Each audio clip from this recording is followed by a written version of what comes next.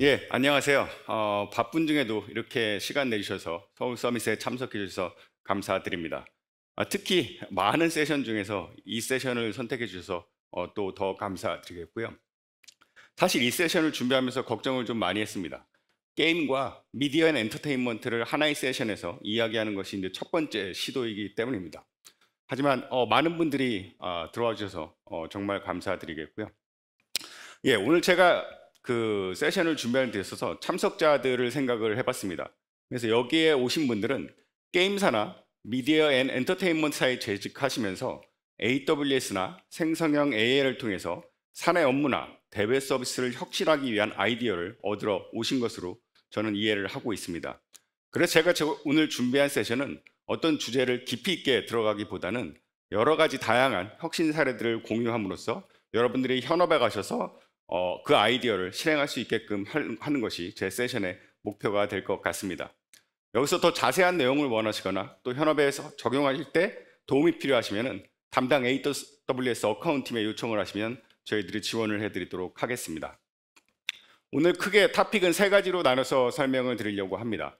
첫 번째 시도이기 때문에 게임과 M&A 인더스트리를 함께 이야기하는 첫 번째 세션이기 때문에 두 인더스트리의 과연 공통점이나 차이점, 트렌드는 어떤 것이 있을 것인가를 좀 얘기를 해보겠고요. 두 번째, 세 번째에서는 생성형 AI와 AWS 활용 사례를 좀 분리해서 설명을 드리도록 하겠습니다.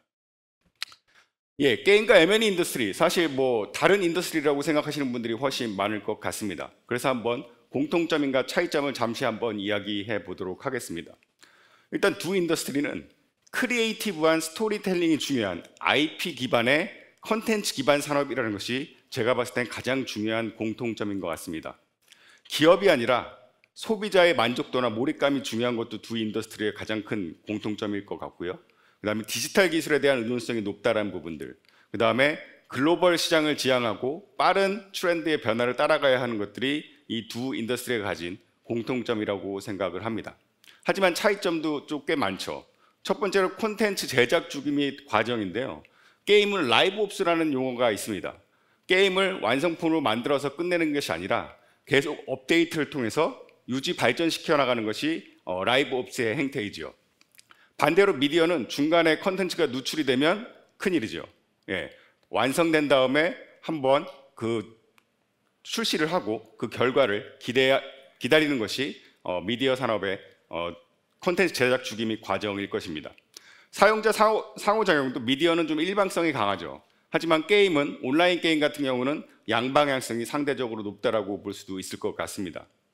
기술적 요구사항도 좀 다를 것 같은데 어떤 걸로 알 수 있냐면 AWS에 두 인더스트리를 위한 특화된 서비스가 별도로 있는 걸로 보시면 기술적 요구사항이 다르다는 것을 짐작하실 수 있을 것 같습니다. 게임을 위해서는 아마존 게임 리프트라는 서비스가 있고요. 미디어를 위해서는 엘레멘탈이라는 서비스가 따로 있습니다. 그래서 이 두 인더스트리 하나의 세션에서 이야기하는 것은 두 인더스트리가 하나로 통합될 것이라고 생각해서 이야기하는 것이 아닙니다.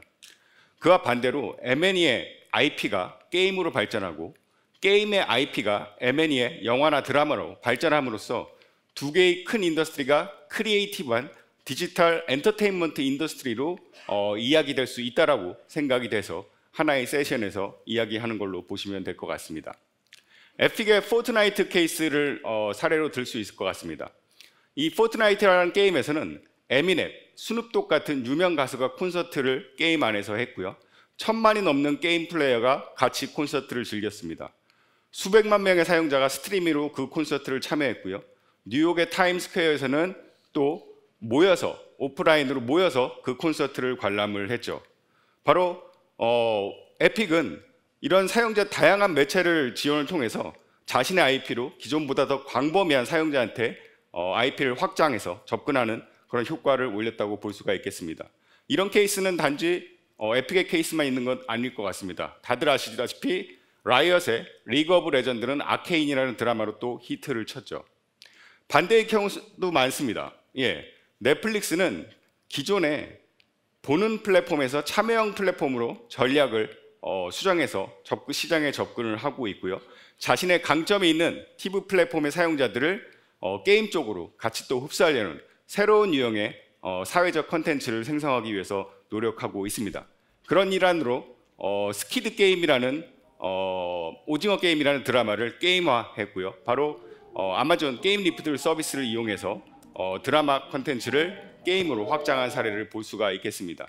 이는 단지 해외의 사례만이 아닐 것 같습니다. 하이브 IM이라는 자회사를 통해서 게임 퍼블리싱과 게임 개발을 하지만 자사의 엔터테이너들 BTS나 세븐틴을 게임의 소재로 활용해서 IP의 확장을 또 시도하고 있는 것으로 이해하고 있습니다. 예, 이렇게 게임과 M&E를 엔터테인먼트라는 커다란 틀에서 보게 된다면 엔터테인먼트의 그 변화 트렌드를 같이 적용을 할 수가 있을 것 같습니다. 이 엔터테인먼트 인더스트리는 크게 4개의 큰 변화가 있다라고 이야기를 하고 있습니다. 첫 번째는 1990년대 Z세대를 중심으로 컨텐츠에 대한 소비 행태의 변화가 보여지고 있습니다. 바로 UGC, 유저 제너레이티드 컨텐츠 열풍일 것 같은데요. 게임으로 보면 마인크래프트나 로블록스 같이 스스로 컨텐츠를 만들고 열광하는, 그리고 미디어에서는 유명 유튜버의 컨텐츠가 인기가 있는 것들이 바로 이런 변화가 되겠고요. 두 번째는 기술로 인한 산업 대변혁입니다. 테크놀로지 디스럽션이라고도 얘기할 수 있을 텐데요. 클라우드 컴퓨팅, 데이터, 생성형 AI를 통해서 기존의 새로운 컨텐츠가 기존 과거 어느 때보다도 빠르게 시장에 출시될 수가 있고, 라이브 스트리밍, 그 다음에 디지털 그래픽, 그 다음에 시청자, 수익자 창출, 이런 도구들에서 전례 없는 굉장한 발전을 보고 있습니다.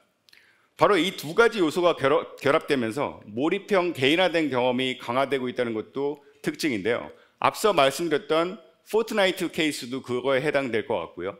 HBO의 하우스 오브 더 레전드라는 드라마를 보신 분이 있으실지 모르겠는데, 여기는 두 가문이 전쟁을 하는데 시청자들이 두 가문의 하나를 선택을 하시면 생성형 AI로 그 가문의 일원으로서 포스터를 생성해서 전달을 하는 그런 이벤트를 했습니다.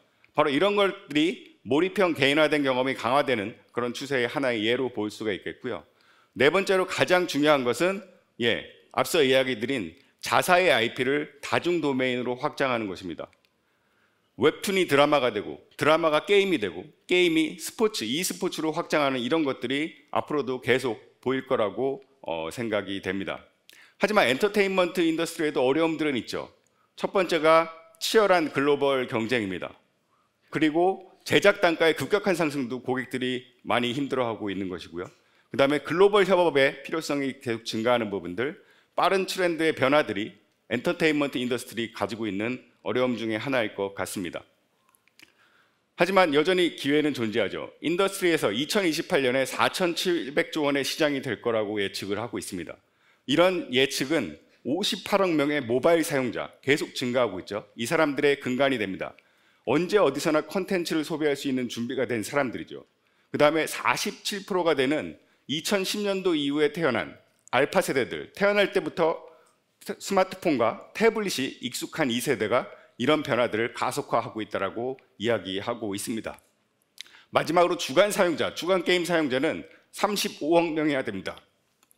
전 세계 인구의 반 정도가 가까이 되는 것이죠. 바로 넷플릭스가 이런 기회를 현실화하기 위해서 빠르게 움직이고 있다고 생각이 됩니다. 이런 기회를 최대한 활용하고자 실험해 보려는 고객들에게 필요한 좋은 도구가 되려고 하는 것이 AWS의 목표라고 보시면 될 것 같습니다. AWS는 이미 모든 고객이 활용할 수 있는 240여 개가 넘는 서비스를 가지고 있습니다.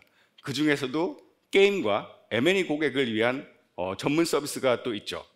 바로 설명드릴 수 있는 것들이 실시간 양방향 참여형 라이브 스트리밍 서비스를 할 수 있는 아마존 인터랙티브 비디오 서비스가 있고요.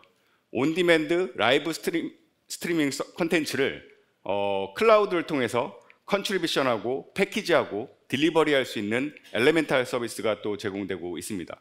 클라우드의 대규모 리소스로 렌더링을 빠르게 처리할 수 있는 데드라인 서비스도 제공이 되고요. 하이브리드 비디오 워크플로우를 지원할 수 있는 어플라이언스나 소프트웨어도 AWS가 제공하고 있습니다. 아마 여러분들이 제일 익숙할 컨텐트 딜리버리 서비스인 클라우드 프론트도 이미 미디어 관련된 기능들을 많이 내포하고 있죠.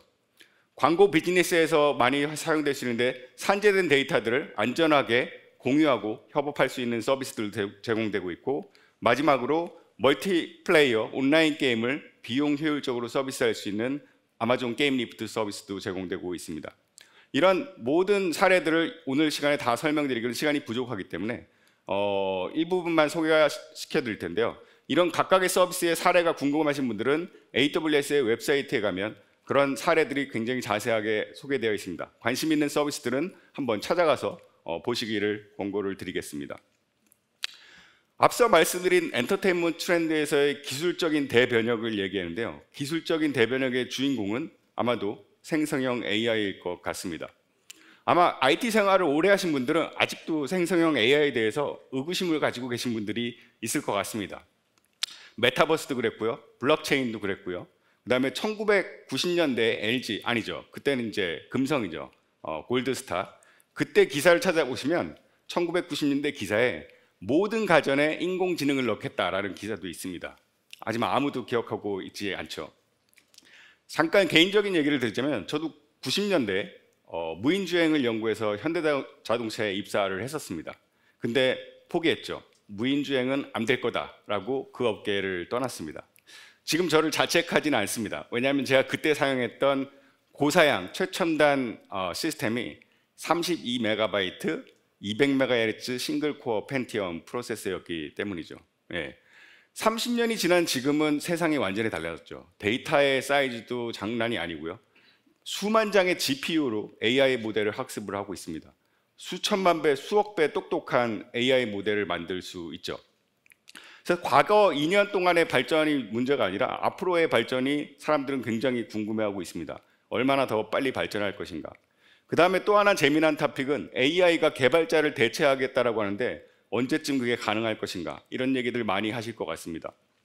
저희들도 내부적으로 많이 하는데 저도 완전 동감을 하고 있습니다. 근데 언제쯤 될지는 사실 저도 아직 모르죠. 근데 며칠 전에 엄청난 뉴스를 봤습니다. 파이낸셜 타임즈의 뉴스였고요. AI 회사, 미국의 15개 AI 회사가 2010년대부터 2024년까지 거의 매달 3,000명의 개발자를 신규로 채용하고 있었다고 합니다. 그래서 50만까지 그 확대가 되는데, 그럼 과연 최근에는 어떻게 됐을까? AI가 만약에 개발자를 대체한다면 이 개발자의 채용 인력이 줄어야 되지 않겠느냐라는 것입니다.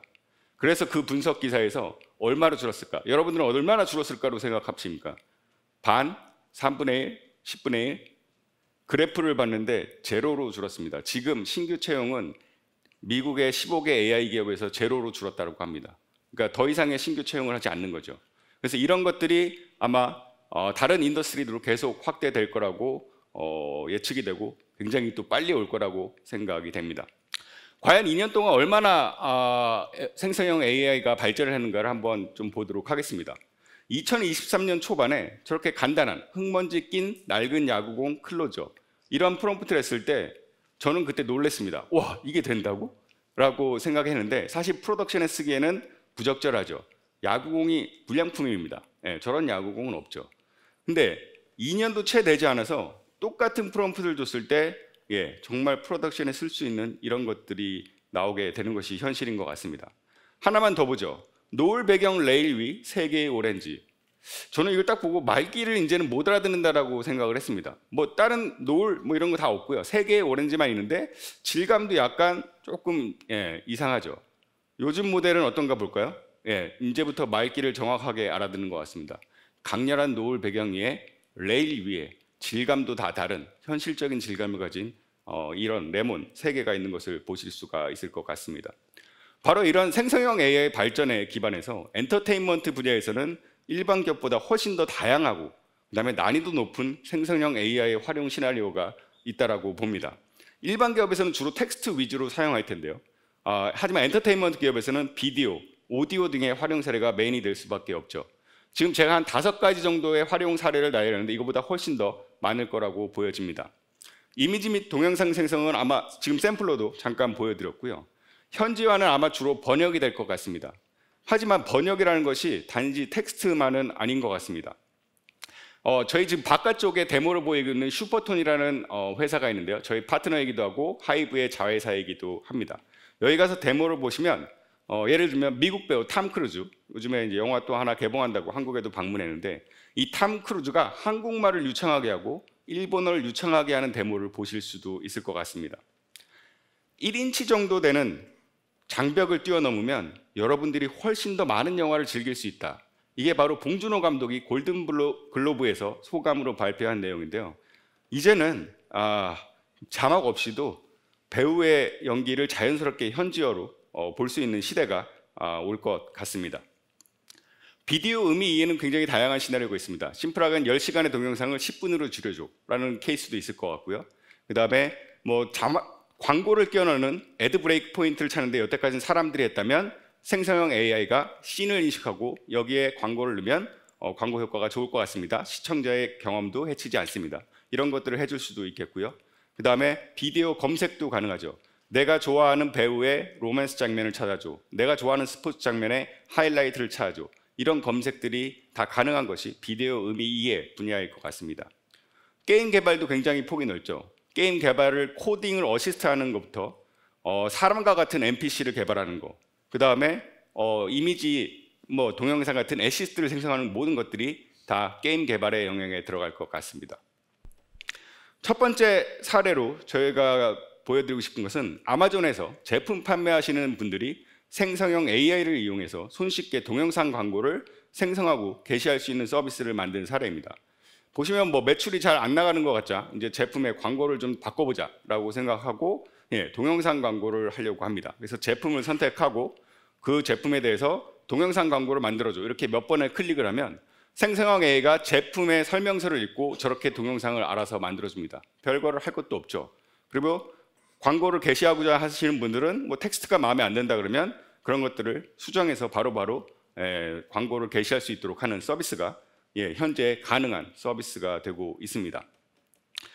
이 기능을 구현하는 데 사용되는 기본 아키텍처입니다. 아마 여러분들 서버리스 아키텍처를 보시면 제일 많이 사용되는 API 게이트웨이, 람다, 다이나모DB가 사용된 거 보일 수가 있겠고요. 베드락 서비스도 기본적으로 서버리스 서비스가 됩니다. 그래서 베드락을 기반으로 생성형 AI 어플리케이션을 만드시면 기본적으로 서버리스 어플리케이션을 만들기가 굉장히 용이하고 비용 효율적이고 운영 및 관리 부담이 적은 그런 아키텍처가 될 수 있겠습니다. 두 번째 사례로는 제 분데스리가 사례를 가져보고 싶습니다. 데이터가 생성형 AI도 데이터가 굉장히 중요한데요. 분데스리가에서는 방송용 카메라를 제외하고 20여 개의 카메라를 경기장 내에 배치해서 22명의 플레이어의 데이터들을 계속 추적을 하고 있습니다.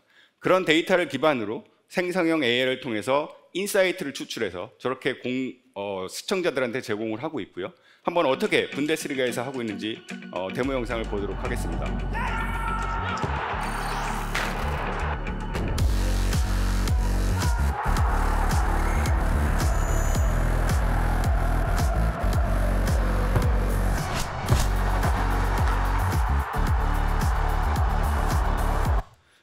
골의 확률이라든지 갑자기 빠르게 공격을 시도한다든지 세트피스에서 위협이라든지 이런 인사이트들을 시청자들한테 제공하는 거죠.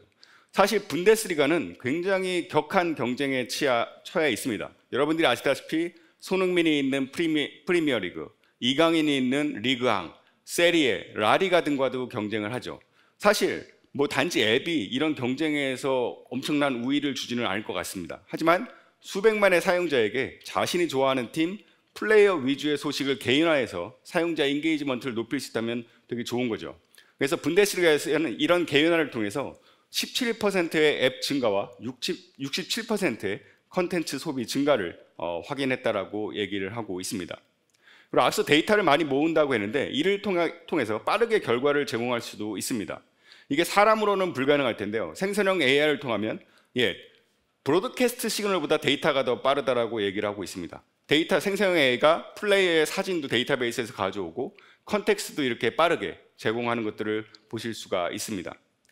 사실 이제는 어려운 일도 아니죠. 생성형 AI를 통해서 다양한 언어로 컨텐츠를 제공하는 것들은 사실 어려운 것도 아닐 거라고 보여집니다. 분데스리가는 한 걸음 더 나아갑니다.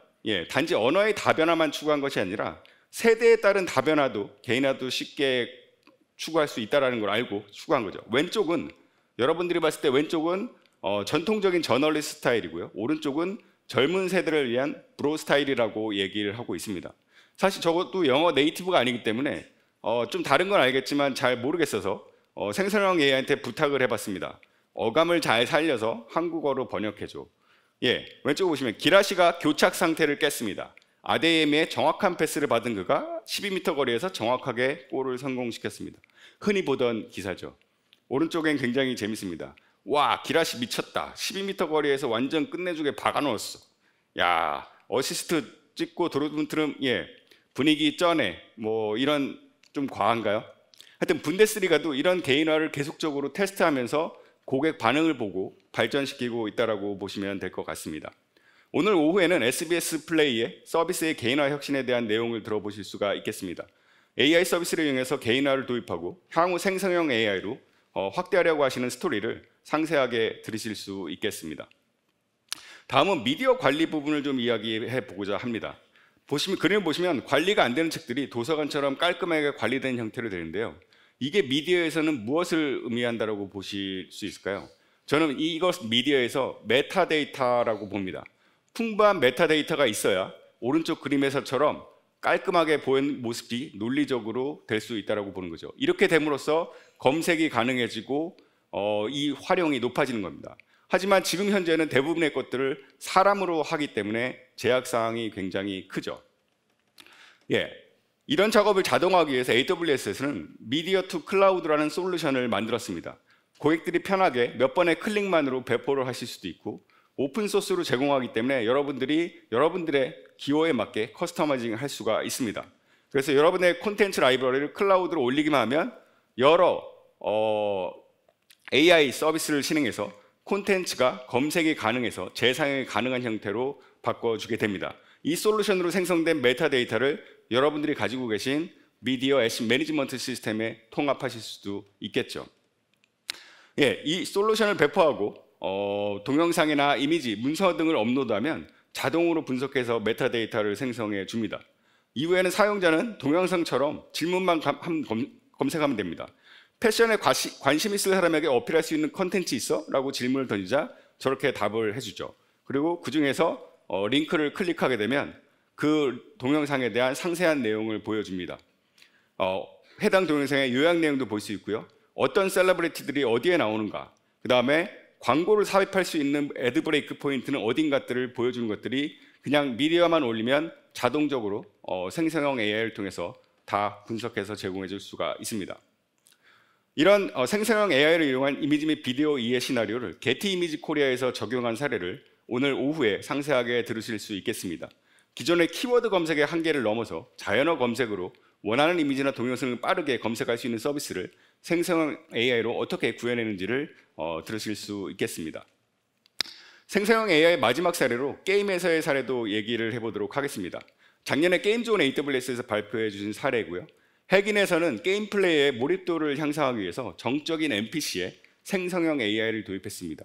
13개 국어를 지원했고요. 기존 모델 대비 비용을 낮춰서 4배의 사용자 증가를 경험했다고 얘기를 하고 있습니다. 그런 그 도입기를 상세하게 게임존 AWS에서 공유해드렸기 때문에 관심 있으신 분들은 동영상을 한번 찾아보시면 좋을 것 같습니다. 위메이드 플레이는 기존에 사람이 하던 QA를 생성형 AI를 이용해 자동화해서 4배의 생산성 향상을 얻었다라고 얘기를 하고 있습니다. 여기서 재밌는 건 QA가 단지 코드 수준의 QA가 아닙니다. 사람들이 화면을 보고 적절하게 화면이 잘 업데이트됐는가를 보는 QA를 생성형, 멀티모달 생성형 AI를 이용해서 자동화를 했습니다. 그래서 멀티모달 생성형 AI를 사용하면 훨씬 더 다양한 시나리오를 자동화할 수 있다는 것을 보여준 사례가 되겠습니다. 오늘 오후에는 코코넛 M에서 생성형 AI를 활용해서 플레이어와의 상호작용성을 향상한 시나리오를 공유해 드립니다. 관심 있으신 분들이 많이 참석해 주시면 좋겠습니다. 그리고 고객들이 NPC를 관련해서 이것들이 어떻게 활용될 수 있을까를 되게 어려워하시는 것을 보고 저희 팀의 SA가 도구를 하나 만들었습니다. 이 도구를 사용하시면 NPC의 생성이나 NPC와 대화를 하는 것 이런 것들을 테스트해 보실 수 있고 마음에 든다 그러면 우리 게임에 어느 정도 집어넣을 수 있을 것인가 이런 것들을 손쉽게 테스트하실 수가 있습니다. 서버리스 기반으로 구현됐기 때문에 사용도 얼마 나오지 않습니다. 재미있는 건 이거를 제가 이거 하는데 오래 걸렸겠네, 몇 개월 걸렸죠 그랬더니 1, 2주 만에 했다라고 하더라고요. 바로 코딩을 도와주는 생성형 AI를 사용해서 이 생성형 AI 도구를 만드는 굉장히 아이러니한 상황을 만든 것 같습니다. 예, 여기까지 이제 대표적인 몇 개의 생성형 AI 사례를 설명드렸습니다. 사실 저는 무한한 생성형 AI의 가능성을 보고 있습니다. 회사에서 보면 미디어나 게임 쪽뿐만 아니라 유통, 금융, 제조 이런 거에서 매일같이 새로운 사례들을 고객들과 하는 것들을 보고 있습니다. 이것까지 돼? 이것까지 돼? 와, 놀라운 것들을 많이 경험하고 있고요. 그래서 생성형 AI를 해보고 싶으나 도움이 필요하다고 생각하시는 고객분들이 있으시면 AWS에 연락 주시면 언제든지 저희들이 필요한 도움을 드리도록 하겠습니다. 하지만 이게 생성형 AI가 우리가 해야 할 모든 것은 아니죠. 예. 마지막 부분에서는 생성형 AI가 아닌 AWS 활용 사례를 좀 더 소개해 드리고자 합니다. 첫 번째는 아마존 게임 리프트 서버즈입니다. 멀티플레이어 온라인 게임은 게임 서버가 필요합니다. 아마존 게임 리프트 서버즈는 여러분들이 클라우드에서 게임 서버를 운영할 때 현명한 방법을 제공합니다. 멀티플레이어 온라인 게임 서버는 레이턴시가 굉장히 중요한 포인트 중에 하나죠. 아마존 게임 리프트 서버즈는 전 세계 24개 리전과 9개의 로컬 존을 사용해서 여러분들의 게임 플레이와 가장 가까운 곳에 게임 서버를 배포하게 됩니다. 게임 리프트 매치메이킹을 사용하면 해당 리전의 동일한 수준의 사용자들끼리 매칭을 시켜서 가장 가까운 게임 서버에 할당을 하게 됩니다. 근데 이런 경우에 이제 또 하나 중요한 것은 비용 관리죠. 예. 비용 관리에서 게임 리프트는 오토 스케일링을 지원해서 사용자가 많으면 게임 서버를 늘리고 그다음에 사용자가 줄어들면 게임 서버를 줄이는 이런 것까지 해서 비용 최적화를 하고요. 더 대단한 것은 스팟 인스턴스를 활용하는 기능을 제공합니다. 원래 스팟 인스턴스는 언제든지 회수될 수 있기 때문에 게임 서버에 사용되는 것은 부적합하죠. 하지만 게임 리프트는 온디맨드 수준의 가용성을 보이는 스팟 인스턴스만 선택을 해서 게임 서버에 활용하는 기능을 가지고 있습니다. 그래서 비교적 안전하게 스팟 인스턴스를 게임 서버에 활용할 수 있고요. 이는 약 70%까지의 비용 절감 효과를 누릴 수 있다라고 보실 수 있겠습니다. 이미 유수의 많은 게임사들이 게임 리프트를 사용해서 게임을 서비스를 하고 있고요. 가장 최근의 사례는 EA의 에이펙스 레전드와 타이탄4이 게임 리프트를 사용해서 하는 것으로 마이그레이션을 해서 관리 및 확장성의 부담을 줄였다고 하고 있습니다. 예, 에이펙스 레전드나 타이탄4 같이 EA의 거대한 게임을 지원하기 위해서는 확장성이 필수입니다. 게임 리프트는 1억 명의 동시 사용자까지 지원 문제 없음을 테스트한 결과를 공개를 했습니다. 그래서 그냥 한 가지 말씀을 드리면 게임 서버의 운영이나 확장성 이런 것들은 다 게임 리프트, AWS가 책임질 테니 게임을 재밌게만 만드는데 더 초점을 고객분들이 하실 수 있도록 하는 것이 저희 AWS가 말씀드리고 싶은 핵심인 것 같습니다. 게임 리프트에 새로운 가족이 추가되었습니다. 예, 올해 3월 GDC에서 발표된 내용인데요. 1080p의 해상도와 60프레임의 프레임 속도를 지원하는 스트리밍 서비스입니다. 그냥 웹브라우저가 동작할 수 있는 디바이스면 그거 TV가 될 수도 있고 컴퓨터가 될 수 있고 태블릿이 될 수 있고 다양한 스트리밍 디바이스가 있을 텐데요. 이런 곳에서 게임을 즐기실 수가 있습니다. 코드의 변화도 하나도 필요 없습니다. 그냥 수분 만에 여러분들의 게임을 스트리밍으로 서비스할 수가 있습니다. 잭박스 같은 경우 콘솔보다 훨씬 많은 스마트 TV로 확장하기 위해서 클라우드 스트리밍 게임을 시작했고요. 스트리밍이기 때문에 되게 재밌는 거는 게임 중간에 광고를 넣을 수가 있습니다. 프리 투 플레이를 하는 것을 잭박스도 진행을 하고 있고요. 반대의 경우도 가능할 것 같습니다. 드라마를 보다가 게임 광고를 하는데 게임을 실제로 플레이할 수 있는 광고를 할 수 있는 거죠. 이런 것들이 클라우드 게임 스트리밍의 미래가 될 것 같습니다. 하지만 모든 게임이 이 스트리밍에 적합하지는 않을 것 같습니다. 아마도 비용 문제일 것 같은데요. 콘솔이 아무리 비싸다고 하더라도 GPU가 탑재된 서버도 못지않게 많이 비싸죠. 그래서 에픽 게임즈는 이거를 자사의 QA 테스트, 내부 플레이 테스트, 외부 플레이 테스트에 활용을 하고 있습니다. 테스트 게임을 설치하거나 테스트 게임 바이너리에 대한 누출에 대한 걱정 없이 이런 것들을 할 수 있기 때문에 거의 모든 국내의 게임사들도 활용할 수 있는 시나리오라고 생각이 됩니다. 이번에는 MMORPG에 사용되는 데이터베이스에 대해서 잠깐 얘기를 하고자 합니다. 게임 고객들과 오랜 동안 얘기를 했을 때 최근에는 게임 고객사들도 적합한 데이터베이스를 선택해서 개발하는 경우들을 많이 보고 있습니다. 하지만 MMORPG 게임의 개발에서만은 여전히 SQL 서버를 기본으로 사용하시는 경우를 많이 봤고요. 사실 명확한 이유는 있습니다. 익숙해서 개발을 빨리 할 수 있고, 그다음에 MMO 게임에 필요한 로우 레이턴시와 성능을 보장할 수 있고 상용 제품의 기술 지원을 받을 수 있다는 것이 그 선택의 이유죠. 사실 아마존 오로라와 차이점은 딱 하나입니다. 개발에 익숙하지 않다. 이 부분만 빼고는 MMO에서 필요한 성능이나 안정성이나 기술 지원을 다 받으실 수가 있습니다. 또 하나는 그래프의 오른쪽에 보시면 아시겠지만 게임의 운영에서 압박이 되는 비용 부담 부분을 아마존 오로라에 쓰시면 엄청나게 절감하실 수가 있습니다. 근데 사실 문제는 개발의 익숙성이죠. 사실 이것을 벗어나기 힘든 것은 개발 경험이 있는 저도 충분히 이해를 하고 있습니다. 하지만 뭔가 바꾸지 않으면 개선이 있을 수 없고, 이런 바꿈에 있어서 좀 더 도움이 되고자 저희들이 블로그 시리즈를 오픈을 했습니다. 그래서 이런 것들을 보고 참고를 하시면 될 것 같고요. 근데 사실 이런 블로그만으로 DB를 바꾸는 그런 큰 일을 하지는 못할 것 같습니다. 고객에게 맞춤형 온사이트 교육도 저희들이 지원을 해드리고 있고요. 실제 게임과 비슷한 쿼리를 이용해서 성능도 체크를 하고, 그 다음에 쿼리에 대한 가이드도 저희들이 직접 하고 있습니다. 그래서 이런 지원을 통해서 최근에 AAA MMORPG, 대형 MMORPG 게임이 아마존 오로라를 SQL 서버 대신에 채택을 했고요. 이런 조만간 이 사례가 상세하게 공유될 수 있을 것으로 기대를 합니다.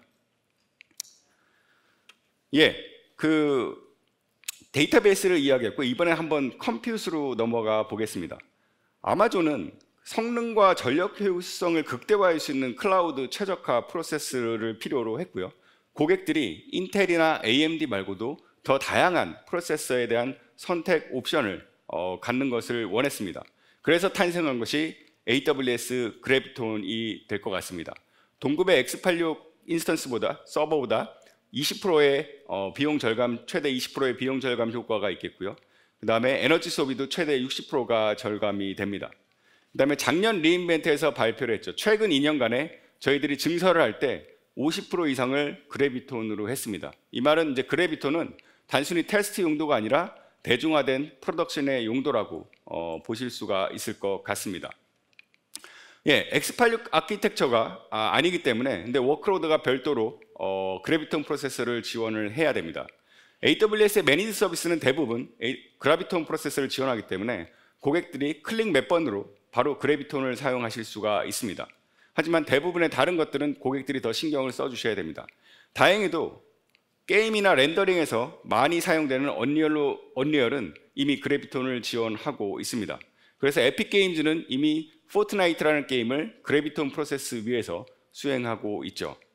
그래서 만약에 여러분들이 언리얼로 개발된 게임이 있다면 그래비톤을 한번 검토를 하셔서 최고의 가성비와 그다음에 지구자원 보호에 동참하는 것도 굉장히 좋은 방법이라고 생각이 됩니다. 지구자원 보호에 동참하는 고객 몇 개를 한번 예를 들 수가 있을 것 같습니다. M&E 고객인 하이퍼 커넥트를 예를 들 수도 있을 것 같은데요. 80%에 가까운 서비스를 그래비톤으로 마이그레이션 하셔서 연간 수억 원의 비용 절감까지 봤다고 작년 서밋에서 공유를 해주셨고요. 게임사인 테이크원도 작년에 게임즈온 AWS에서 그래비톤을 채택해서 30%까지의 비용 절감 혜택을 봤다라고 이야기를 해주시고 계십니다. 하나의 고객 사례를 더 들자면 그래비톤은 작년에 리인벤트에서 펍지의 현대화 여정을 공유해 주었습니다. 거기서 여러 가지 현대화 여정에서 마지막 단계를 보시면 로비 서버를 AWS의 그래비톤으로 이전한 사례를 언급해 주셨고요. 이런 현대화 여정으로 35%의 비용 절감 효과를 보았다라고 얘기를 하고 있습니다. 마지막으로 스토리지에 대한 얘기를 해보려고 합니다. 넷플릭스의 사례인데요. 매년 데이터가 급증하고 있죠. 하지만 사용되지 않는 데이터도 같이 증가하고 있는 것을 보실 수가 있습니다. 이건 넷플릭스에만 해당되는 내용은 아닐 것 같습니다. 제가 아는 거의 모든 고객사들이 다 스토리지가 사용량이 늘고 있는 것을 보고 있습니다. 사실 스토리지 사용량이 늘지 않는다.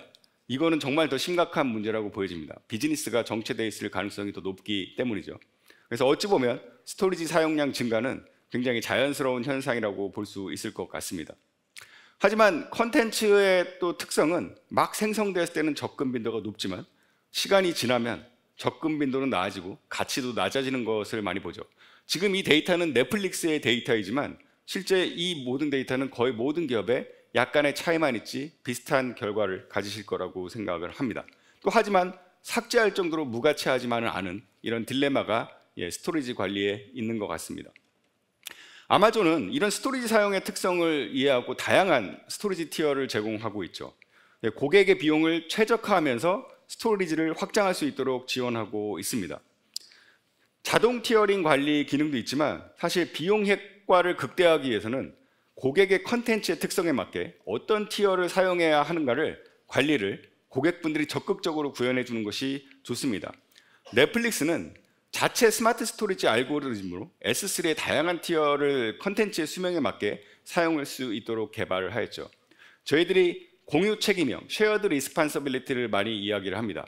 주로 보안에 처음 사용된 용어인데 이거는 이제 보안만이 아닌 전 영역에 다 포함된다고 봅니다. 지금 방금 말씀드린 대로 저희들이 스토리 티어를 다양하게 공급을 하면 고객분들께서 그거를 최대한 활용해서 비용 효과를 최대한 볼 수 있게끔 한다는 기능이라든지 저희들이 릴라이빌리티 기능을 많이 출시를 하면 고객분들이 그 기능을 가지고 고객들이 원하는 수준의 릴라이빌리티를 확보할 수 있도록 하는 것들, 이런 모든 것들이 다 쉐어드 리스판시빌리티, 책임 공유형의 모델로 클라우드와 고객 간에 서로 협업하는 모드로 볼 수 있을 것 같습니다.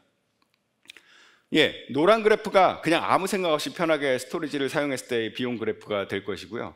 빨간색 그래프가 넷플릭스가 적용한 첫 번째 버전의 라이프 사이클 매니지먼트 시스템을 통해서 아마존 S3 글래시어 인스턴트 리트리브를 사용했을 때의 비용 절감 효과입니다. 넷플릭스는 더 발전시켜서 지능적인 리텐션 규칙과 그 다음에 콜드 데이터에 대한 더 적극적인 스토리지 티어링을 활용을 통해서 70% 비용 절감을 목표로 하고 있다고 리인벤트에서 얘기를 했고요. 그래서 넷플릭스는 현재 수백 페타를 추가적으로 처리하려고 한다라고 얘기를 하고 있습니다. 정말 짧은 시간에 많은 사례들을 이야기하기 위해서 제 말도 굉장히 빨라졌을 것 같습니다. 그래서 깊이 있는 이야기는 많이 못 드린 것 같고요. 오늘 오후의 세션들에서 더 깊은 이야기를 들으실 수 있겠습니다. 오늘 소개해드린 사례들은 작년에 게임존 AWS나 리인벤트에서 발표된 내용이기 때문에 좀 더 상세 내용을 알고 싶으시다면 리플레이 동영상을 통해서 상세 내용을 파악하실 수 있을 것 같습니다. 또한 항상 말씀드리듯이 AWS 직원들은 고객 여러분들을 도와드리기 위해서 일하고 있습니다. 언제든지 저희 AWS를 찾아주시길 부탁드리겠습니다. 감사합니다.